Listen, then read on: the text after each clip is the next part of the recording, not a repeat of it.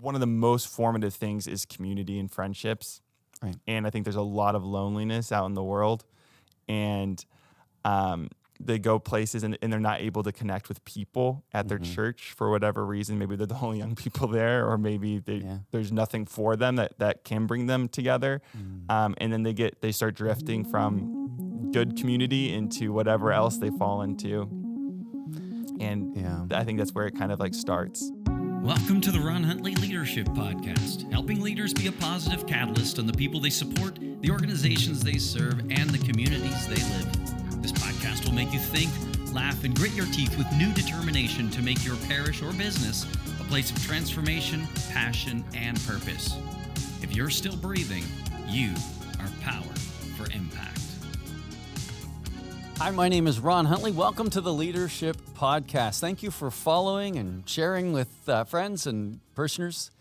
One of the things I'd like to invite you to do is sign up for our newsletter. We're also going to be having a blog coming out regularly, so we're trying to do everything we can to mobilize and impact you, people who love Jesus and love His church and want to collaborate with the clergy to make an impact. Today's guest is Louis Cain. Welcome to the show, Louis. Hello, everyone.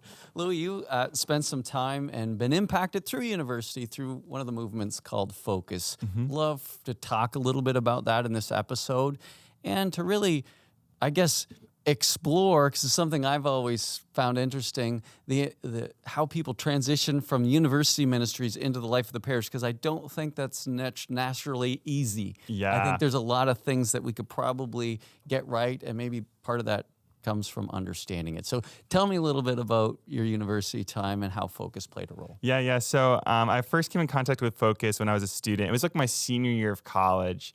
And I was kind of like during that time, I was just growing in my faith a lot. Like I kind of like to say, like I went from like kind of like being a believer in my senior year, I became a disciple. Like I kind of was really going from just like this faith as being part of my life into faith being the center of my life, and then this desire to share my faith with other people, which like kind of came out of nowhere. And I got invited to go to the RSEEK, the National Focus Conference, and when I was there, I kind of got this big picture of Focus, and I was like, oh my gosh, like this is so cool. And just like the idea of like relational ministry and being friends with people and like how to bring faith into like those just like normal encounters in life was super impactful for me.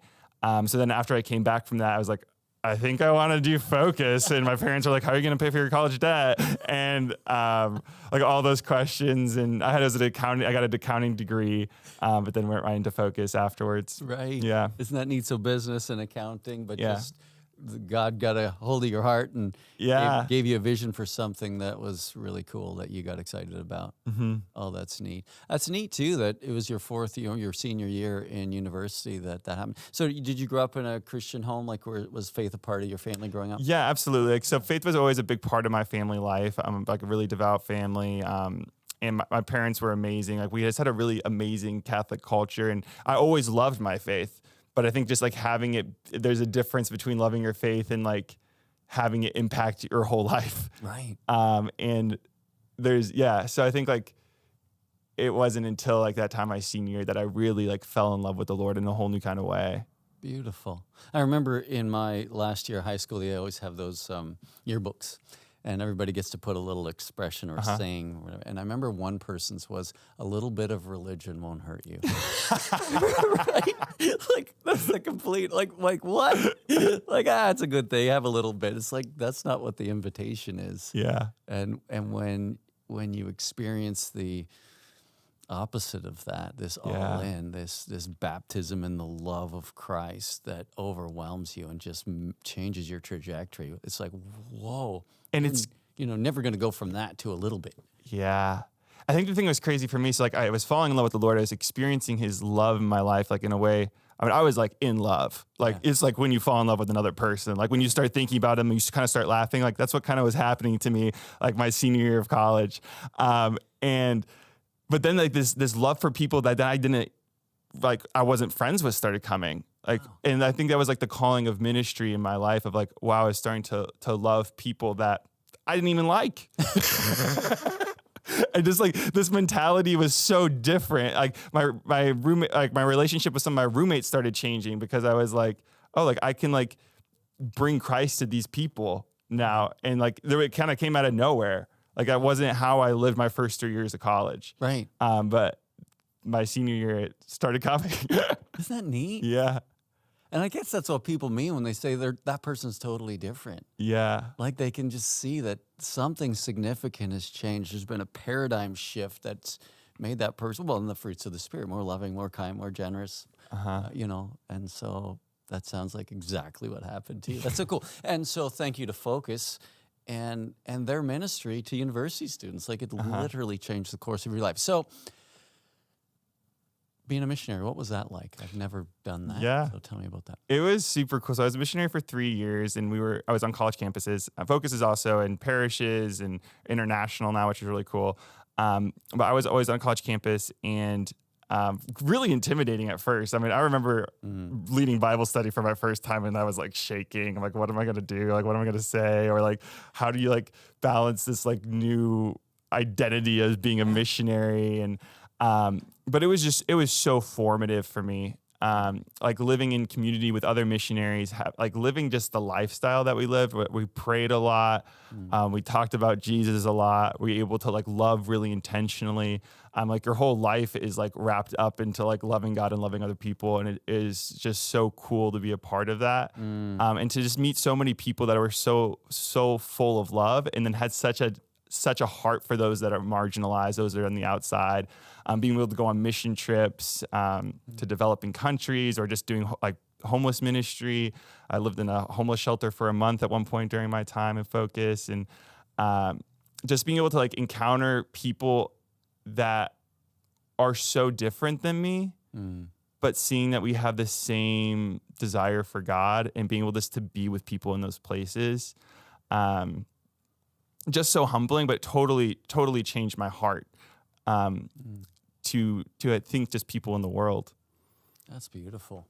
And when at what point, like just all those experiences that you just laid out there, it's like, oh man, I guess that would be formative. Like what a wonderful opportunity. And so at what point did you realize, or did you transition? What was the source of your transition from that? Because everybody transitions out of that eventually, is my guess. And so what was that transition? What triggered that, and what were the next steps? Yeah. So my third year of Focus, I left Focus to intentionally discern religious life. So that ended up not working out. Didn't go into. I was discerning with the Franciscan order. Ended up not entering with them, and so that's kind of what initially made me leave Focus. Gotcha. And so I thought about going back in, but then I decided not to. I wanted to stay closer to home. Initially, I was planning on just getting a business job. I was primarily looking at sales and other jobs like that. I was like, I'm just gonna stay close to home, work a normal job, see where my next step in life takes me. But then a friend was like, there's a job opening at my church. There's this church in Madison, Wisconsin. Okay. And he's like, you should interview for it. I'm like, sure, why not? And so where were you living when that? So I moved back home to Iowa. Iowa, okay. And my friend from Madison was like, you should just come and interview. And I was like, I was just trying to get as many interviews as I could at that point. And I was like, I'll check it out. But then in that process, my heart was just opened up to ministry again in a different way. And I was like, I want to go back into ministry. I would have thought I would want to work at a church. I mean, why? Tell me about that. I mean, my experience. I mean, I grew up in a great church, but it was not like it wasn't that formative in my faith. Isn't that crazy? You can go to a Catholic church your whole life and then say it wasn't that formative in my faith. Yeah, and I didn't really like church people. It just seemed like they would get kind of, I don't know. Well, you have a heart of an evangelist, so you really are somebody who's going out and connecting with people, and that is the heart of an evangelist. But yeah, so just didn't really have a great flavor in my mouth of what a church would like be like working at. But then interviewing at the church like totally just opened up my heart again. And after that, I applied for like 5 ministry jobs, and I interviewed for all of them in the same week. No way. Yeah. That's a big job market there. And I found St. John the Evangelist on LinkedIn. I probably wasn't going to apply, but then I checked out the website, and the first thing I saw was be disciples, make disciples. And I was like, oh, like that's really amazing. Cause that's like just in line with everything I was doing in Focus. And just like my love of discipleship and what that means. And there was easy apply. And I was like, this is great, because then you don't have to write a cover letter, because those are so annoying. And I applied, and our HR person reached out to me like the next day. Totally clicked with her on the phone. And then when I came, I literally did like a tour of all these places in the Midwest that I was doing, considering. And when I came here, I really loved the feeling that I had. I love that there was intentionality with the interviewing. That the first church I interviewed, you'd offer me a job on the spot. And I was like, I don't know about that. Like, do you really care about who you're getting? There's like zero screening. Like, I have some questions for you. But here there was 3 interviews, and there was like an understanding of what they wanted. There was already a vision in place. And that like totally was impactful for me wanting to come here. And I was very sure I wanted the job by the time I was done interviewing. Isn't that neat? So there was a level of professionalism, there was vision, there was a mission statement that was aligned with your heart. Isn't that, so all that stuff matters. So all those churches out there listening, it's like, this stuff matters. If you want to get a great person, then don't just, for heaven's sakes, make your bed, like clean up your act and be professional. If you want a great person, and so often I find churches will just, and God love them, for good intent, like they're just trying to find somebody to fill a role so the priest has one less thing to do. And I get that urgency, and yet if we're going to get quality people, and again, that's why I wanted to talk to you today, because again, whether it's CCO, whether it's NET, whether it's Focus, I see these young people whose hearts have been transformed.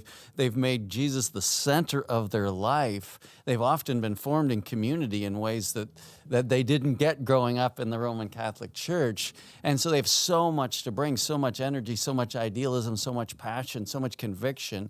And yet, to your point, I never saw myself working in a church. So many churches are a place that I find anyway, that these young people can go to and be incredibly disillusioned, frustrated, and sometimes even just lose their faith. I've seen those people leave the Catholic Church and go to evangelical churches, and it's like, Yeah, it's really sad when you see, even like, I don't know so many people that, after they get out of Focus or whatever they were involved in, that their faith blossomed, like they've left the church entirely. And you're like, I'm like, good. Like I have friends that I went on mission trips with that were amazing. They were so in love with the Lord, and they don't even believe in God now. Right. And it's like, but there was no place for them afterwards, after they had this experience of community.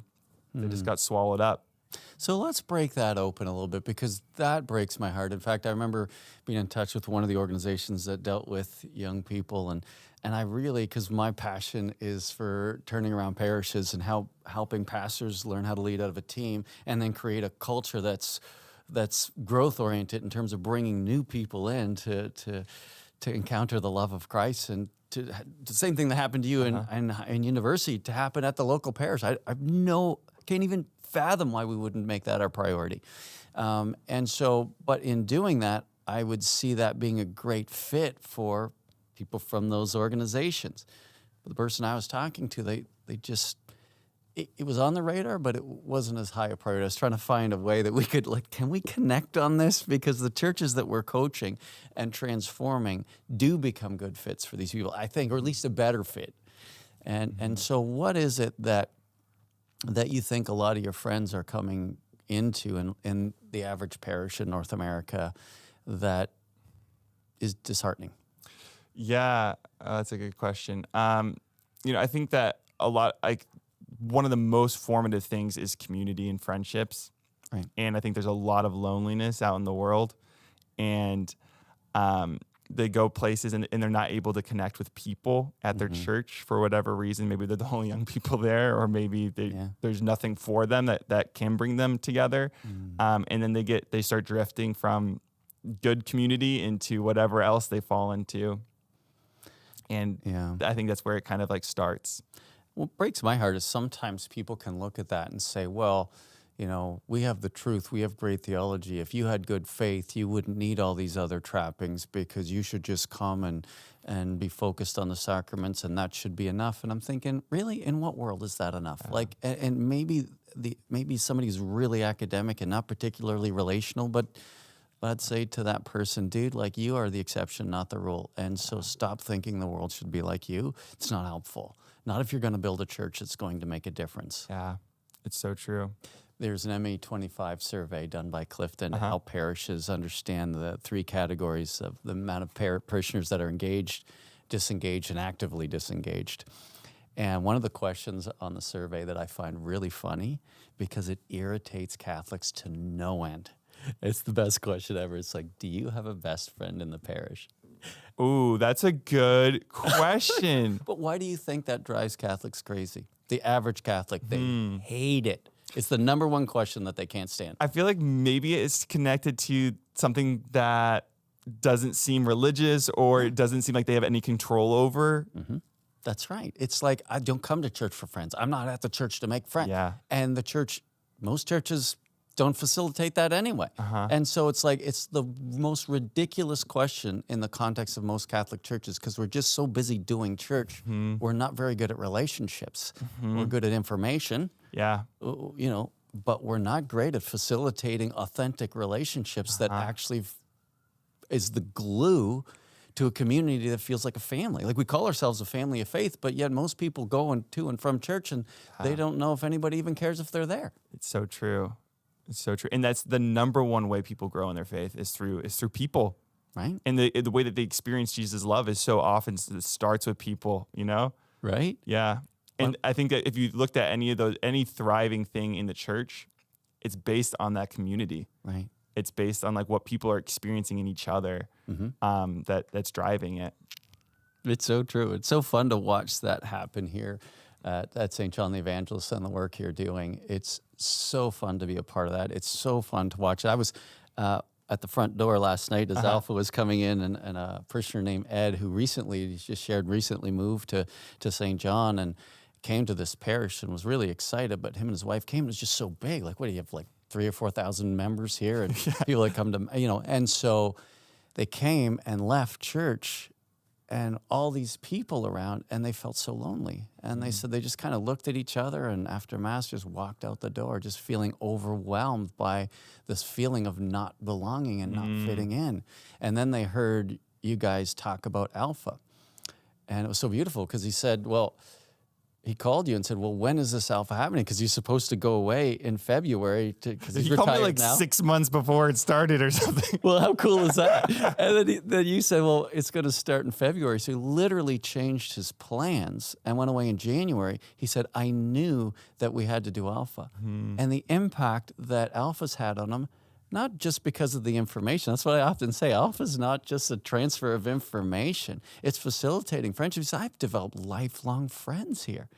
And this church means so much to him now. Why? Because of the people, not because of the theology and the information. All of that is important, but people are drawn to people. And if we're not creating spaces, if church isn't a place where you can really get to know other people and develop best friends, and most of them aren't, then do something about it. Like, stop it. Like, stop it. I know you're busy. Get over it. Find a way. Get help.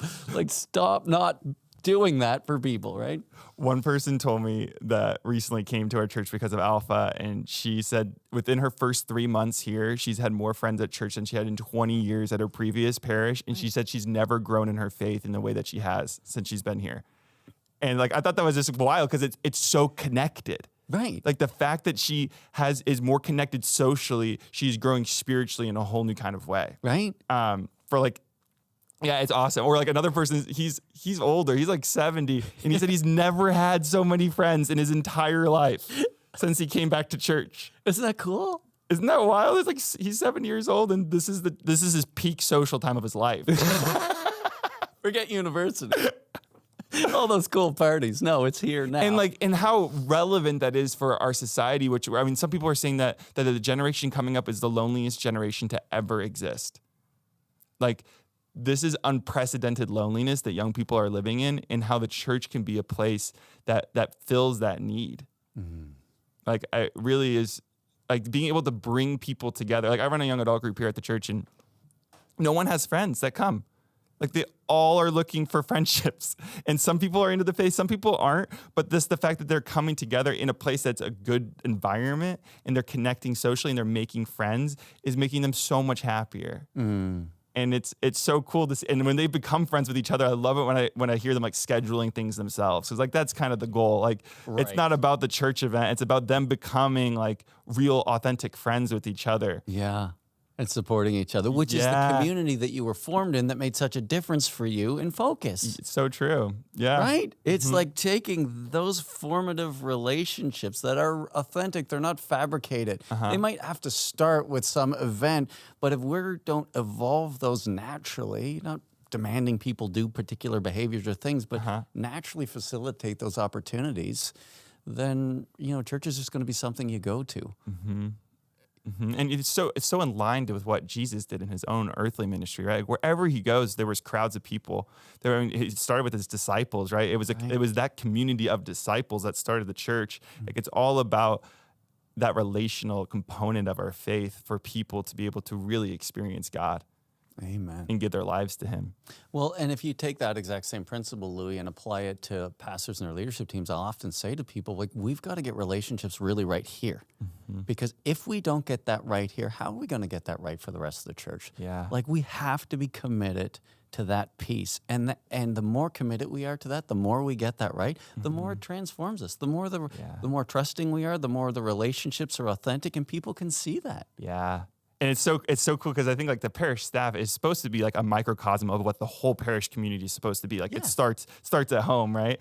And it's cool when parishioners will talk to me about it's got to be amazing working there. Like I wish I was on staff, like because they see that like there's real friendships that have formed and people really love each other and people are really striving after the Lord, and that's contagious. It is, and that's exactly what we want our parishioners to see. And it's obviously it's messy because every relationship is messy and not perfect, but like the reality is that I think that we're striving towards that, and it really is attractive to people. Yes, and so often I see in some churches they're just hiring a position.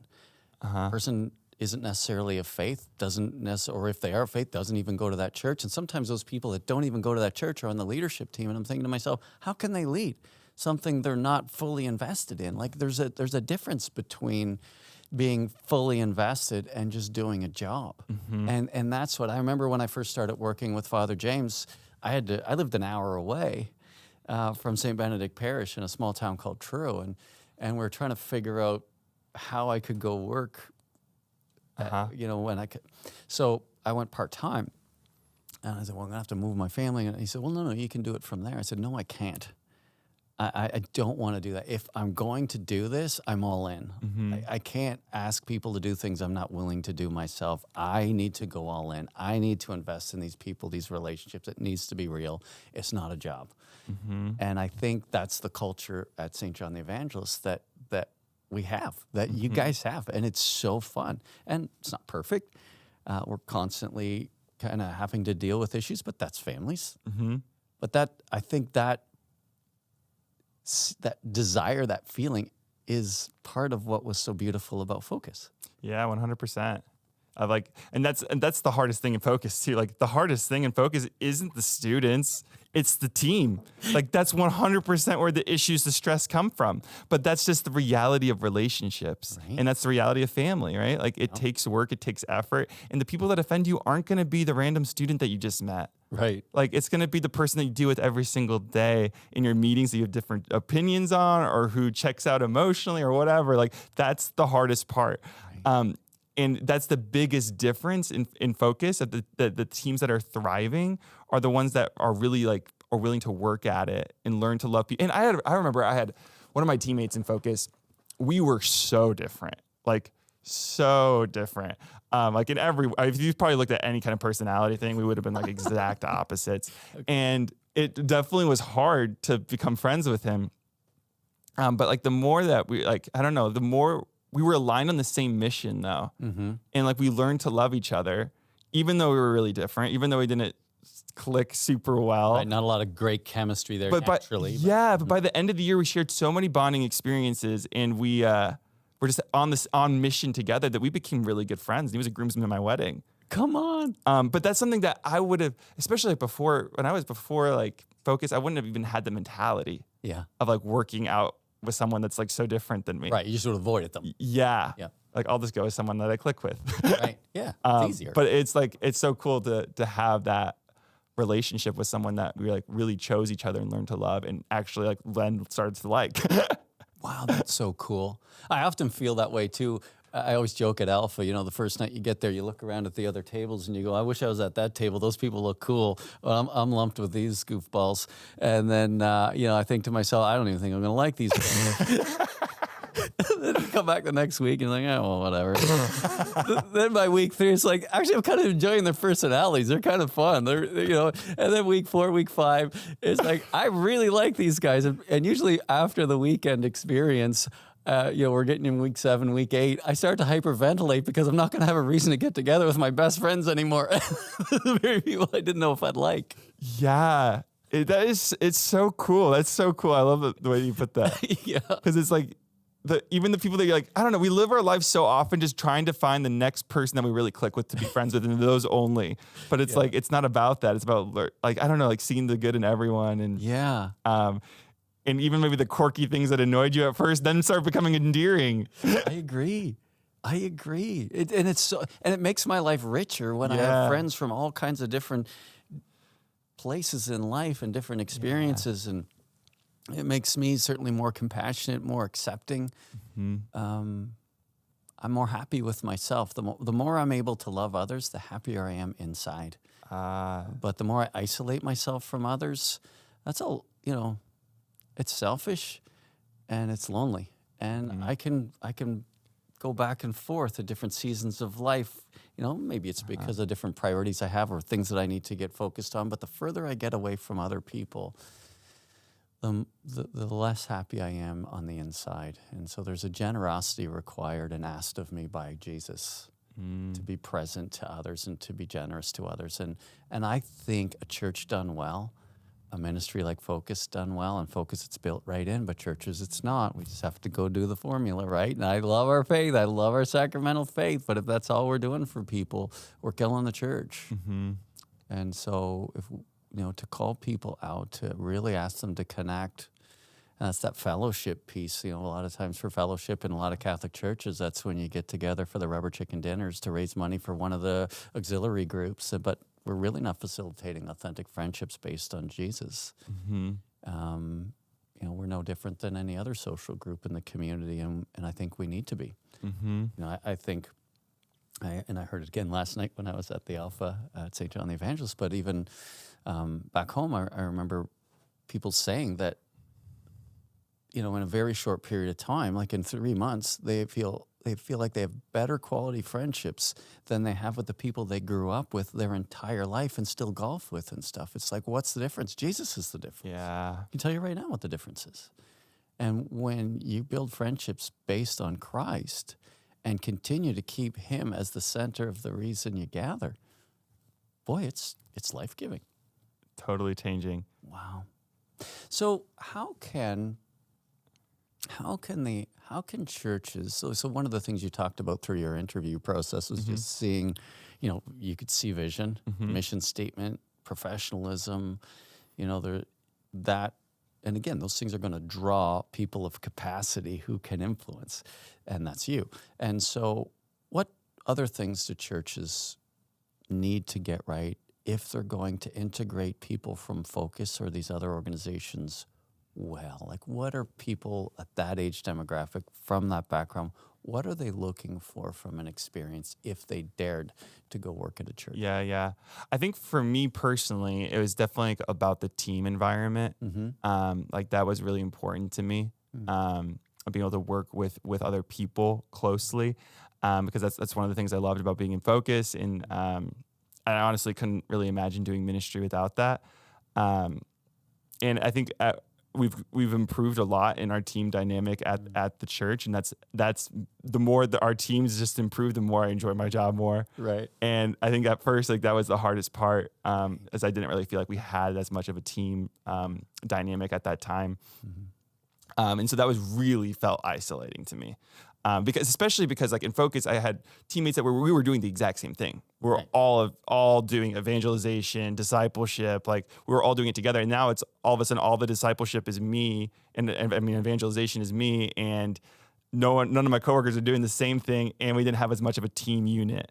So it felt so isolating. So tell me about, because I know I've been a part of that with you guys, but how did that evolve? Like, how did you experience that evolving?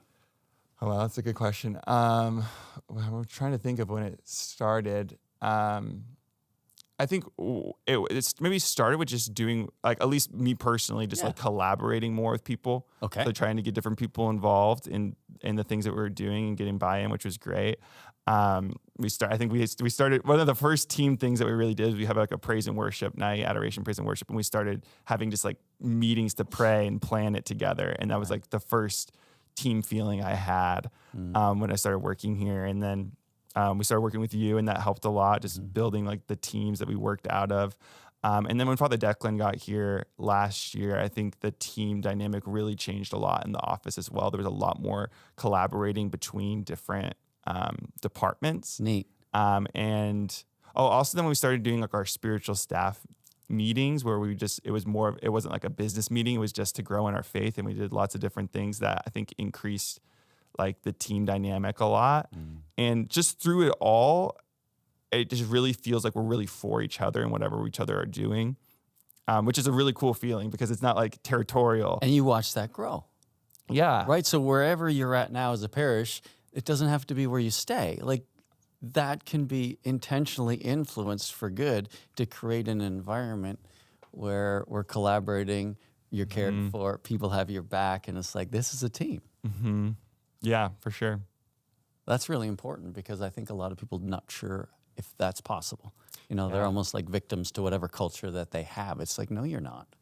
That can change. And it's important that we change it. I think it's one of the most important things. And if we're going to get people out of focus or CCO or NET, and we see their passion, we see their faith, we see their love for Christ, we see how they can impact other people in that age demographic.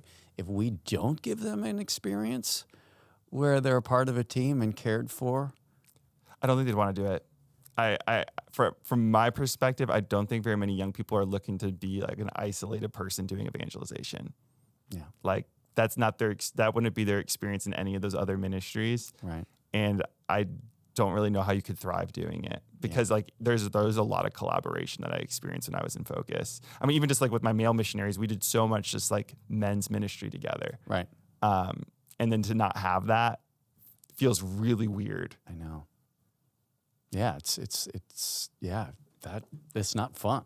And I think one of the things I talked to a fellow who is one of the VPs with Life Teen, and he supports churches, the Life Teen lead in these different churches. And the number one reason for failure is there isn't a culture of leadership and fellowship. Right? So they hire young people and they stick them in this job and they keep them in this silo, and they don't know how to have great meetings. They don't know how to support people. They don't know how to create a vision and a culture where we're collaborating and working together. And these people suffer greatly. You've got great people with incredible capacity that eventually grind out, and they have all the hope in the world, but we don't know how to grow that hope into a bush, you know, a great big bush where others can be supported.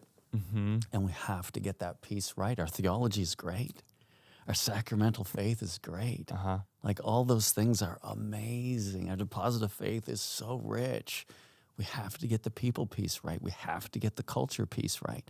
And if we don't get that right, we're not going to be able to incorporate people like you who are coming out of Focus, CCO, and NET, and help them find a place where they can thrive and make a humongous impact. I think another difference too is that like in Focus, and I think in all those other ministries too, like your job is like 100% your lifestyle.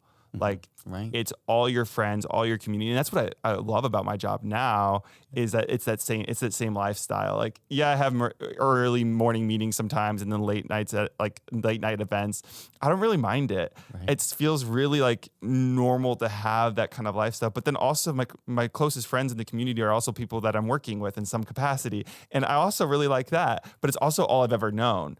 And so I think there's less like compartmentalization between like your job and your life that especially people coming out of those ministries would be accustomed to. They're not really looking for that. They're not looking for a job. They're looking to continue to live a Christian life, be faithful, and make a difference. Yeah, and your job's a part of that. Right. But it's not like 8 to 5, clock out, you're done. But if the community's not there, like, I don't know, if there's no community, that's not going to happen very easily. Not, is it? Yeah. But it can happen. We can go from here. I've seen it. I've helped churches get from here to there. It's a long process. There's no shortcuts. It takes time. But it's possible. But it all starts with that vision of, is that what you want? And I can just imagine all the introverted leaders out there going, that's the last thing I want. But it's actually even helpful for introverts. It really is. They get to pick and choose. They might not be as all in, but to live a life as an introvert without that community is a slow death. It's a spiritual death. Right? Yeah. Wow, that's fun. And so what advice would you have? And not that we're here to give any advice, because I don't know. It's just a fun conversation. But I don't know I know how to turn churches around for those that are open to it and willing and are able to commit. That I get. That's what I do. That's what I'm passionate about. But how can we help those other organizations get these young people, these adults who are transitioning, whether they're aging out or whatever else, and they're transitioning? How can they transition to set reasonable expectations so that they don't end up leaving the church and or losing their faith? I don't know.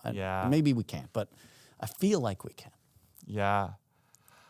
So, like, from the perspective of someone leaving one of those ministries. Yeah. So if I'm the head of a particular youth or university ministry, I know certain percentage of people are transitioning out every year. What could I do for them to help them transition well? Yeah. Instead of just the shock of, hey, welcome to your average North American church that you're probably going to feel like you're spiritually hemorrhaging. Yeah. I think one thing is just knowing that, like, your community really does impact you. I think sometimes that you think that, like, everything that I believe and I am, like, is just all from me. And that my friends and the community I lived in doesn't impact me. Like, that's just 100% not true. Like, it does impact you, and you absolutely can keep your beliefs and faith and practices outside of that, but it's going to take intentionality when you're not living in a community that upholds that. Right. So one is just, like, having realistic expectations that, like, your faith is something that you're going to have to fight for, and it's not going to be given to you through your community anymore. So just, like, understanding that, I think, in one ways, and then being really intentional about finding community and building community. And I'm not an events person. Like, I literally am not. I would never. Sometimes I'm like, I'm leading events that I would never go to. Like, I don't really like things that feel forced. I like organic things. Right. I've never really been to an event. And, like, that's basically all I do now is run them. Right. That event you went to with Focus changed your life. That's true. That event did. But, like, the fact that I don't naturally like them. I never went to a small group before I led one, pretty much. And, like, even though I didn't like them naturally, it's how friendships start. So if you're like, I would never go to a church event, like, go. Because you're gonna meet people there and be willing to, like, talk to them, and you actually really need that as a person coming more out than you think, and it's never gonna get turned around unless you're willing to invest in it. That's tough, and it's not like, coming from these organizations like Focus, where Curtis Martin just has such a vision for authentic Christian community and a life sold out for Jesus and the church. Like, he exudes it. So his vision and heart for that forms the whole organization. And you're going to get in some parishes that you have got priests who are people of goodwill, have got great theological training, but may not have that same drive or because leading a church is not easy. It's hard. And so sometimes that can grind people down, and they don't have that same zeal and passion. And that can be disorienting for young people, I would think, when they're willing to get engaged, willing to get involved, but that person doesn't know how to utilize you. But then there also can be a tendency to maybe feel like, oh, I'll get involved if I get asked to do leadership things because I have all this experience. But be willing to start at the bottom. Like, be willing to go and just be a guest. Be willing to go and connect with people maybe you don't click with right away. and be willing to invest in that. And because you honestly need that community, even if you feel like, oh, it's fine, I can go pray by myself, I can go have my 2 friends and like thrive in my faith. Like you probably won't. In 5 years, you're going to probably lose a lot of zeal that you had coming out of it. But like going and starting and being there as a guest and just being willing to be a part of it slowly over time can really make a difference. That's a really good point. I remember going to another church when I left St. Benedict because I'd moved. And so I thought, well, I'm just going to go get involved in that church. And my goal was to get on as a greeter because I love greeting. It's my favorite job in the church. And so I did. I joined that. And I remember the pastor meeting with me. God rest his soul, he's since passed away. But he called me and asked me for a meeting. I said, no problem. And he said, people in the church noticed you're here. He didn't know who I was. And they said I should meet with you. And I'm like, okay. And he's like, who are you? What do you? And I shared with him, and he's like, oh, well, I'm not interested in that. I don't want that. I don't want this. And, didn't like DR, didn't like Alpha. And I was like, that's okay. I'm not here. I'm just me, and it's just your church, not mine. But he was a teacher. He had the heart of a teacher. And so as we got talking, I pointed that out. I said, you have a heart for teaching. Like his preference would have been to be a hermit. But he has this passion for teaching. He can't not teach. And I said, but that's your charism. I said, I'm an evangelist. I said, here's the deal. I said, you're that hermit in the side of a mountain coming out once a year. I just happen to stumble across you. Do you want to talk to one person or 300 people? Because I can go get the 300 people. And if we work together, we can change a lot of lives. And it made sense to him. It clicked, right? Because he didn't want to be an evangelist. Like, he wanted nothing to do with that. But he just wanted to teach. And it's like, that's fine. You're a teacher. That's your charism. You have to be faithful to that. But man, if we didn't work together, then you're only going to teach a handful of people. Like, I can get you a lot of people because that's my heart. Like, if you're authentic and you're good and you love Jesus in the church, I can bring all kinds of people to that. But if you shut me out because I'm not a teacher, then your church isn't going to be as powerful as it could be. So he got that. But he said, well, we can't rush it. I said, you're the one who called the meeting. I'm just a greeter. I was just going to be a greeter, and I don't need anybody to know who I am or what I do. I want it to start just as anonymous and build friendships and relationships and get familiar with people and organically just see where that goes. Yeah. And so that's really good advice because I do see some young people come in from those organizations and they do have leadership chops. They do have capacity. They do have vision. And they want to come in at a certain place, and because it's not experienced or received as well as it could be for all kinds of reasons, it can be discouraging and they can leave. But that advice to be humble, start from really small spot and invest and get to know people, that's good advice. I love that. Yeah. Well, Louis, thank you. For sure. It's so fun to talk about this. This really has been an issue that I've wrestled with for years because we support NET a lot and host them at my house and CCO. I love Andre Ranier and the work that they're doing, and Curtis Martin, and so many of the churches that I coach have focused missionaries working at the parish. Oh, really? Yeah, and so you guys are everywhere. Yeah. And you're making a difference everywhere, and so I'm really grateful for these movements and the impact it's having. My heart breaks when churches don't integrate people well, and I think some of the insights that you shared today are going to go a long way in helping pastors and their leadership teams consider maybe how they could create intentional environments to attract and utilize these amazing people. So thank you. Yeah. Yeah. So thanks for listening today. Really appreciate, again, you sharing. You hit the thumbs up, subscribe, get on our newsletter list, go over to the website. You can look at all kinds of different content that we've been creating. We're just about to reach our 100th. Actually, by the time this gets aired, this will probably be 100 and some odd. But it wouldn't be possible if it wasn't for your support. Thanks for what you do, your parish, your business, to make it great. God bless you. I want to encourage you, as you lead this week, be faithful to God and generous to others. See you next time, and remember, if you're still breathing, you are powered for impact.